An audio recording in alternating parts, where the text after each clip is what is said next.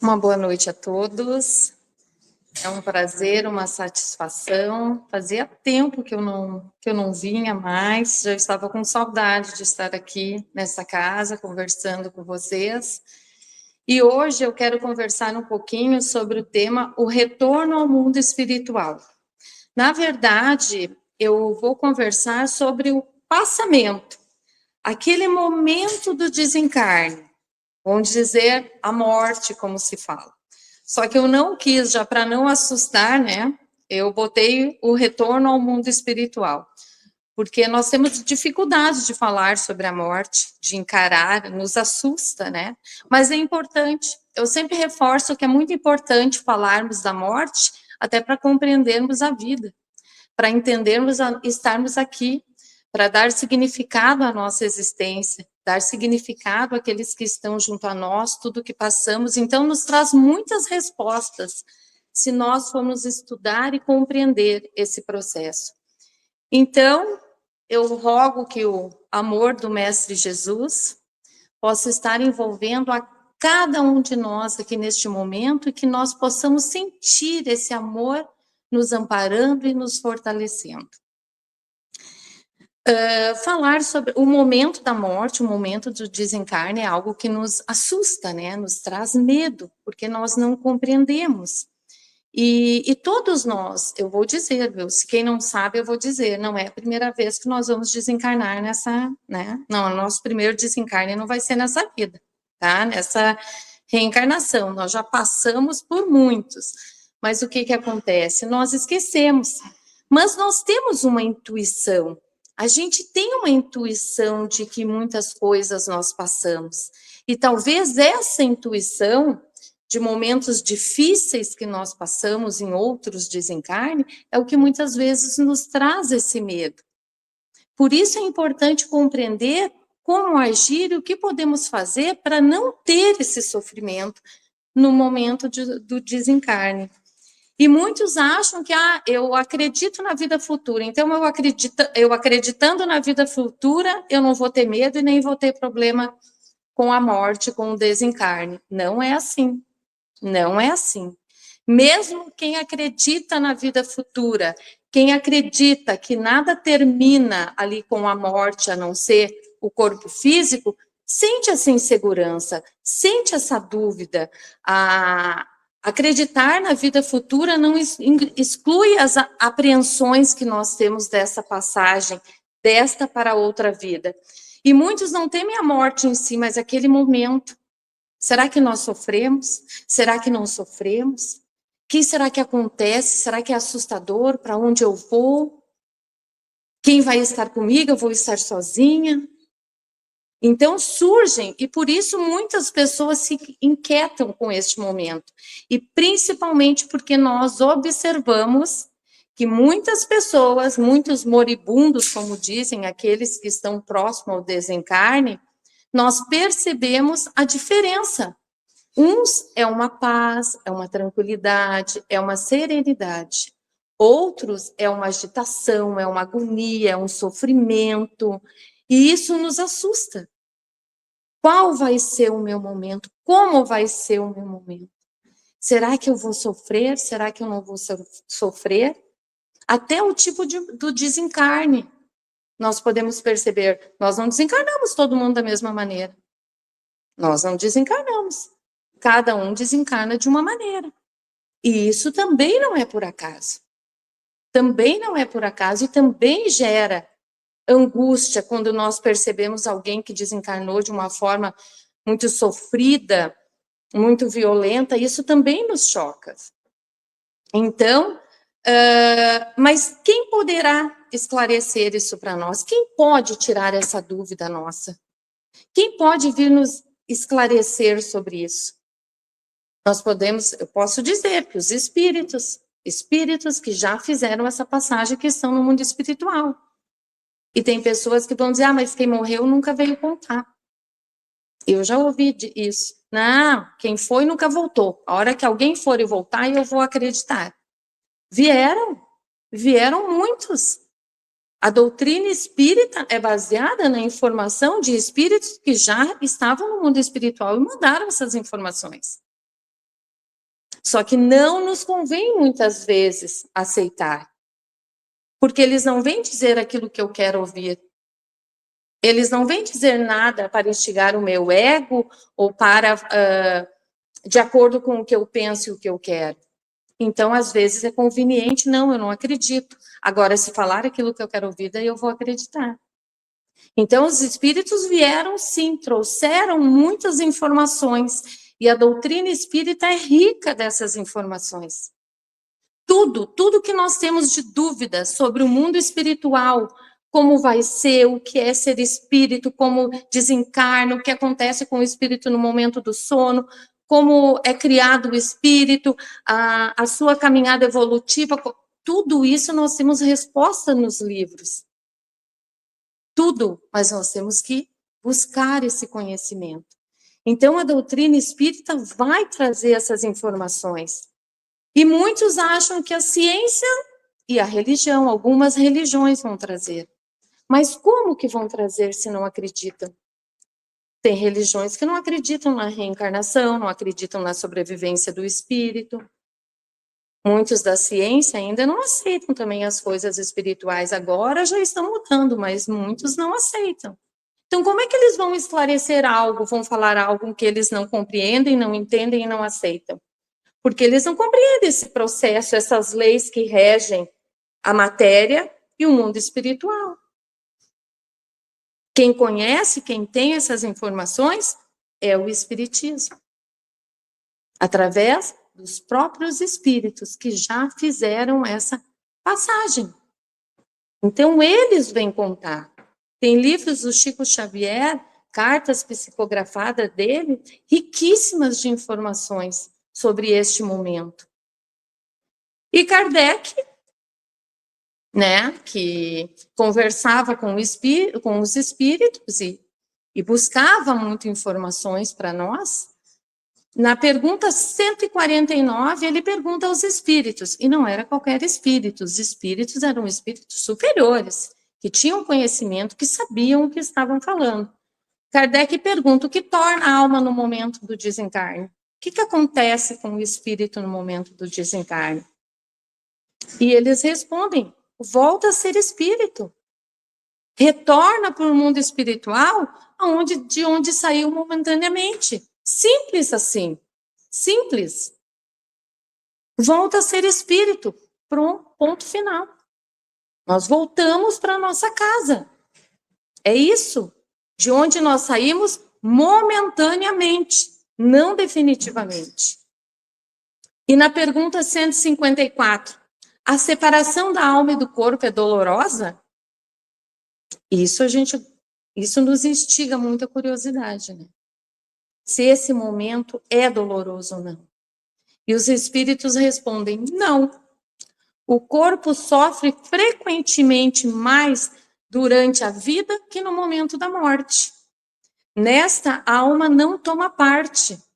Os espíritos dizem que neste momento da passagem, o espírito está num momento de perturbação que não percebe, não sente. E eles dizem mais, que o espírito que faz essa passagem, ele sente um alívio. É como se ele estivesse livre. Por quê? Porque nós estamos nesse corpo presos. Esse corpo nos limita. Esse corpo limita o nosso pensamento, o nosso agir, as nossas condições. Ele limita muito.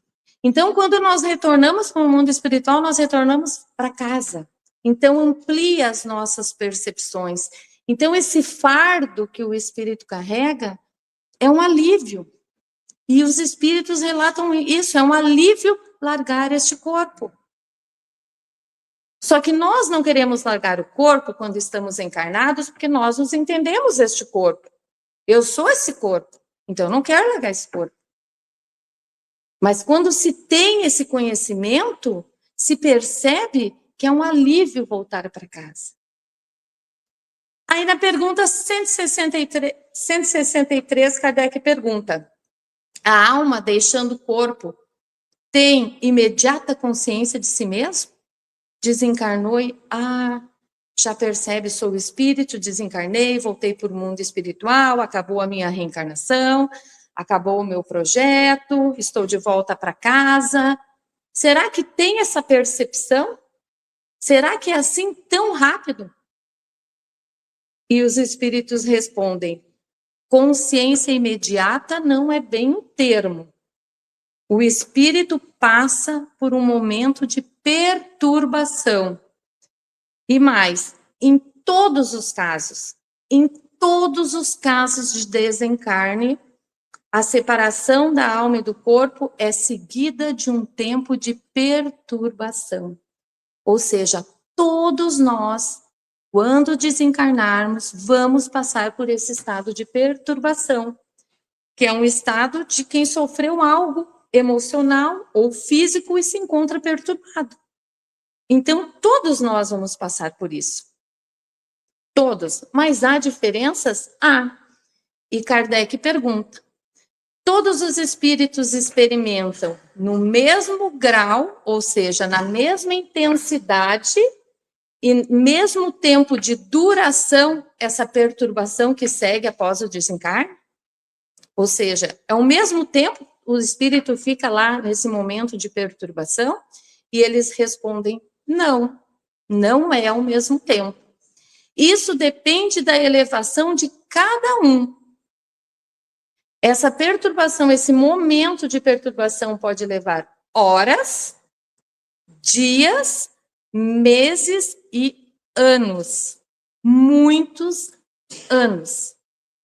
Então, não é igual para todo mundo. Às vezes a gente escuta assim: quando morrer vai todo mundo para o mesmo lugar. Né? É muito comum as pessoas dizerem: não me importa, o que importa, nós vamos tudo para o mesmo lugar. Não, nós não vamos para o mesmo lugar. Se está se falando com o corpo lá na Terra, ok. Mas o espírito, nós não vamos para o mesmo lugar, cada um constrói o seu ambiente e cria afinidades e vai para o ambiente que lhe convém. E esse momento de transição também não é igual para todos nós. Não é. Cada um tem a sua individualidade nesse momento de transição.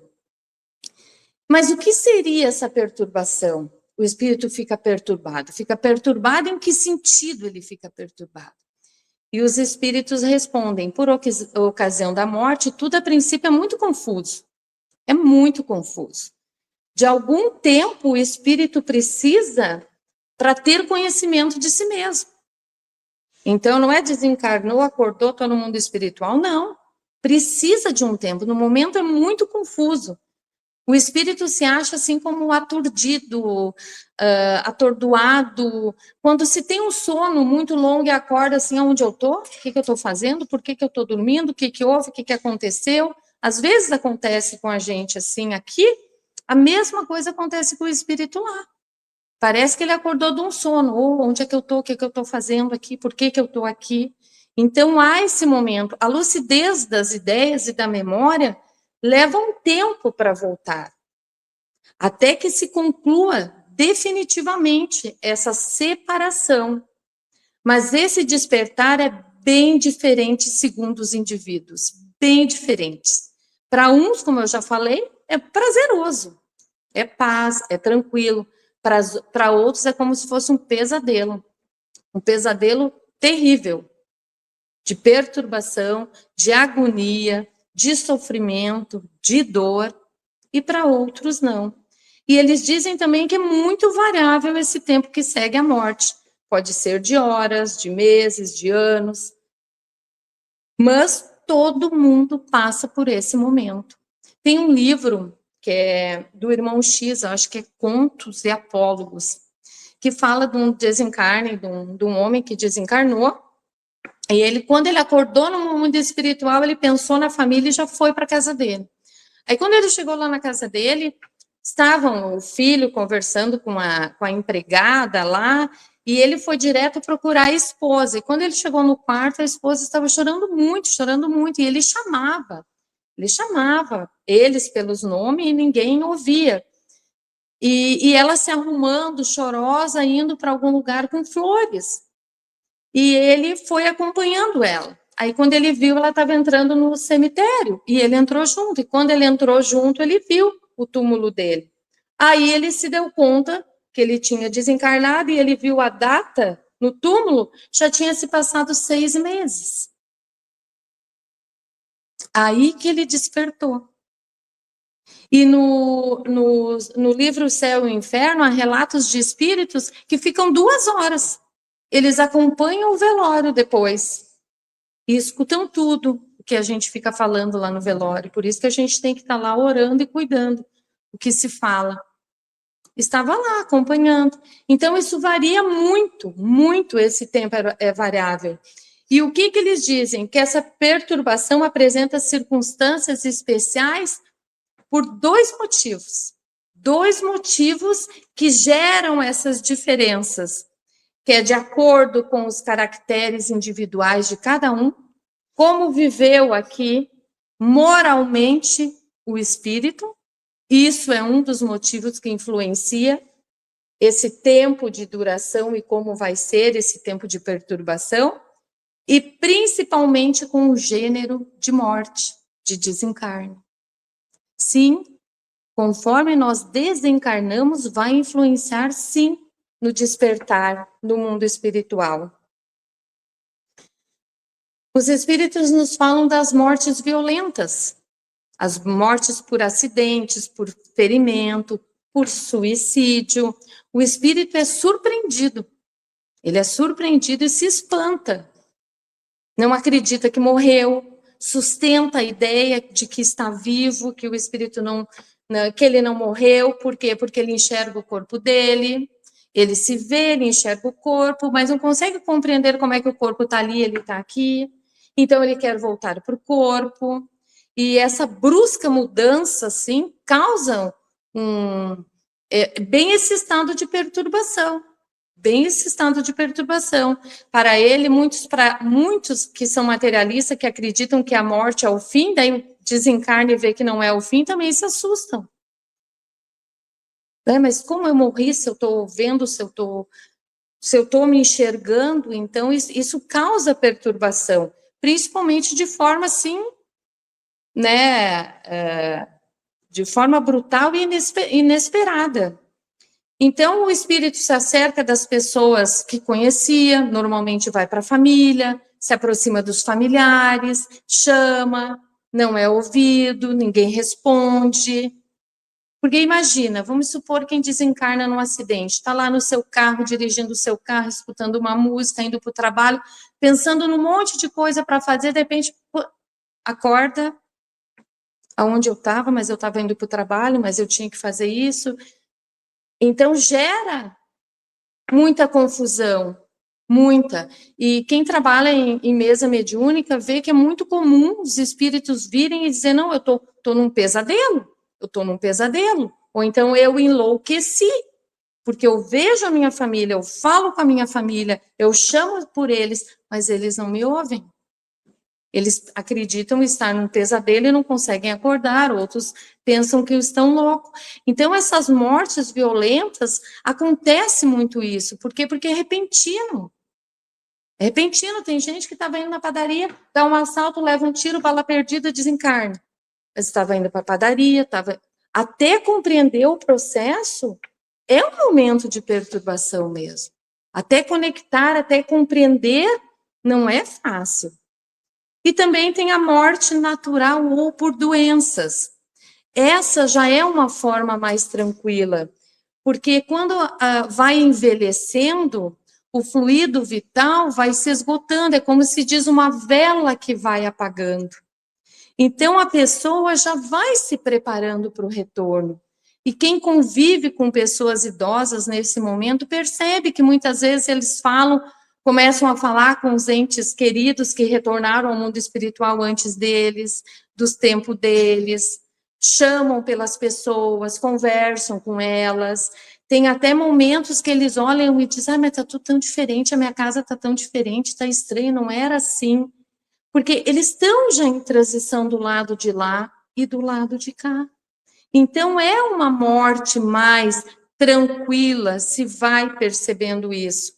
E quem está doente também, quem fica muito tempo internado, acamado, né, já vai construindo, e se a família se sabe, claro, da doença, porque aqui os espíritos dizem que às vezes a família querendo proteger não conta, né? A pessoa está num estado terminal e a família está dizendo, não, tu tá bem, tu vai se recuperar, né? Daqui 2 dias tu vai receber alta, tu vai para casa, tu vai voltar para casa, pode ficar tranquilo, tu não tem absolutamente nada. E daqui a um pouco a pessoa desencarna. Aí o espírito lá no mundo espiritual, pô, mas eu estava bem, eu ia para casa, eu não tinha nada, onde é que eu tô? Aí percebe que a família mentiu. E muitos não têm essa compreensão, ficam chateados, ficam magoados. Por quê? Porque é o momento que se tem para essa preparação. Então, deve-se ter um cuidado muito especial nesse momento das famílias. Então, esses tipos de morte vai influenciar, sim, no estado de perturbação do espírito depois. E também agora, eles nos trazem conforme a moralidade do espírito também. Então, além do tipo de morte, né, tem a vida que o espírito teve aqui. Então, eles nos dizem que os espíritos adiantados, depressa, se libertam de toda a influência terrestre e se recuperam da consciência de si mesmo rapidamente. Rapidamente. E esses espíritos adiantados são aqueles espíritos que compreendem, aceitam e procuram viver como espíritos que são. Não é que já consegue vencer tudo aqui neste mundo, já viver como se fosse um espírito completamente. Isso é uma dificuldade que nós temos de nos ver como espírito diariamente. Mas é aquele que se esforça para isso. É aquele que busca interiorizar e busca viver assim, como um espírito de passagem aqui. Esses, o véu material rasga-se ao impulso dos seus pensamentos e abre-se perspectivas imensas e compreendem logo a sua situação e com facilidade se adaptam. E quando nós falamos se adaptar ao mundo espiritual, não era esquecer aqueles que ele amava e que ficaram aqui. Não é esquecer, mas é compreender um processo. Quando eu compreendo que a morte é uma passagem, que eu volto para lá, para minha casa, que eu vou reencontrar pessoas que eu amo muito e que eu deixei lá, porque nós não estamos encarnados com todos aqueles que nós amamos. Não. Tem muitos que nós amamos que estão no mundo espiritual e que nós vamos reencontrar, e outros que já retornaram. Então, é compreender esse processo. Sente saudade? Sente. Pode chorar em algum momento de saudade? Sim, mas sem revolta. Sem questionar a Deus, por que isso, por que aquilo, por que só comigo, por que aconteceu? Não. Quem se adapta compreende o processo. Compreende o processo, sente saudade daqueles que amavam e ficaram aqui, mas compreende esse processo. Agora, os espíritos inferiores, aqueles apegados à matéria, que vivem para aproveitar tudo deste mundo, se preocupam somente com o crescimento espiritual, material, em busca de ter mais coisas materiais, que esquecem completamente a vida espiritual, que esquecem completamente de se perguntar por que eu estou aqui, eu tenho um compromisso, ninguém está aqui a passeio. Ninguém ganha uma reencarnação para vir aqui, olha, tu vai ter essa reencarnação, tu vai lá e fica rico. É o teu objetivo. Não existe um planejamento reencarnatório. As riquezas nossas são as virtudes. Nós viemos aqui para enriquecermos de virtudes, para sermos melhores do que fomos. Esse é o objetivo. Então, o espírito que vive essa vida material como se fosse a única, esses ainda se julgam que vivem fisicamente e continuam anos e anos e anos nas atividades habituais que tinham. Eles desencarnam e continuam no meio da família, no meio dos amigos, no trabalho, e influenciando e conversando, e tentando, e acabam conversando e às vezes inspirando os outros sem mesmo se dar conta, e nem quem está encarnado percebe, mas eles estão ali, querendo agir como se estivessem vivos ainda. Então, para o materialista, o fenômeno da morte continua a ser incompreensível. Por falta de conhecimento, confundem o corpo fluídico com o corpo material. Porque nós não somos esse corpo e nem só o espírito. Nós temos um corpo fluídico que faz a ligação entre o corpo físico e o corpo espiritual.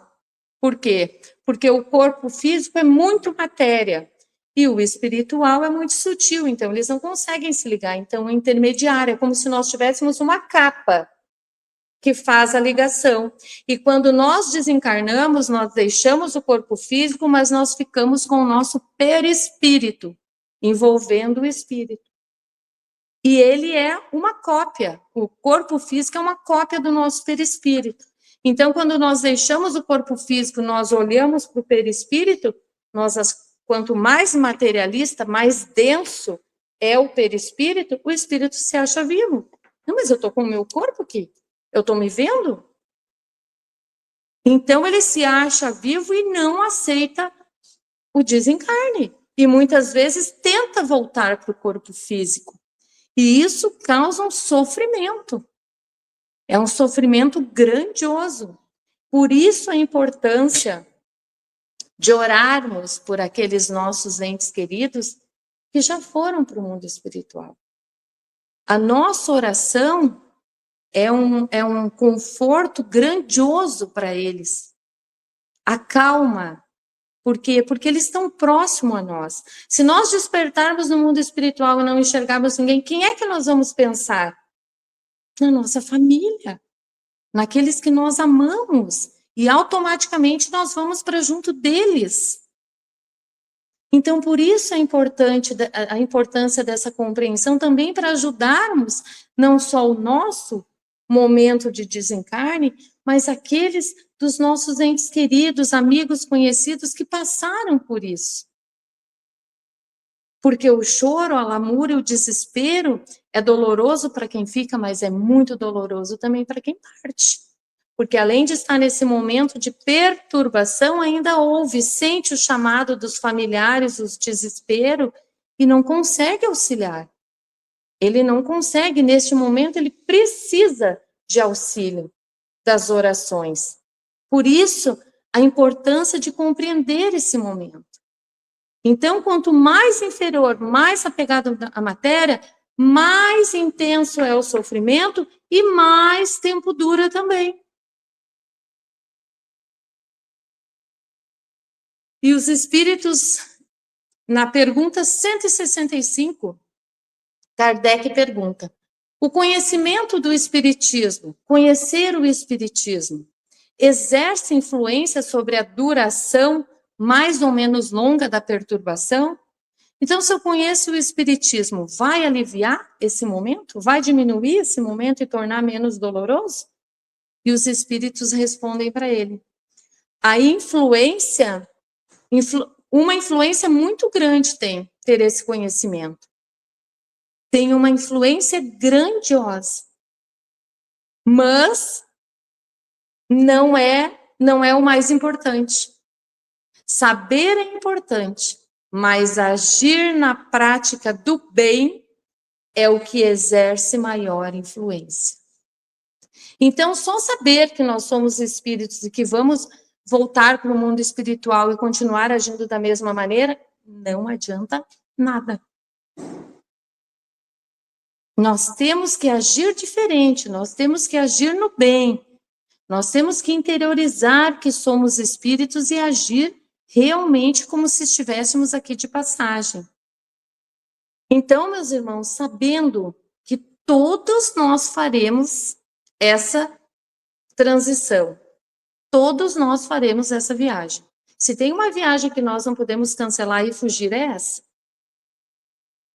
Essa nós teremos que fazer. Então, tendo claro que nós vamos fazer essa viagem, e a importância de agirmos diferente aqui no mundo espiritual, de orarmos por aqueles que já foram, de buscarmos uma vida focada no nosso crescimento moral. E quando eu falo crescimento moral, eu não posso querer, então, ter uma casa boa? Pode. Eu não posso querer ter um carro melhor? Pode, mas isso não pode ser a nossa prioridade.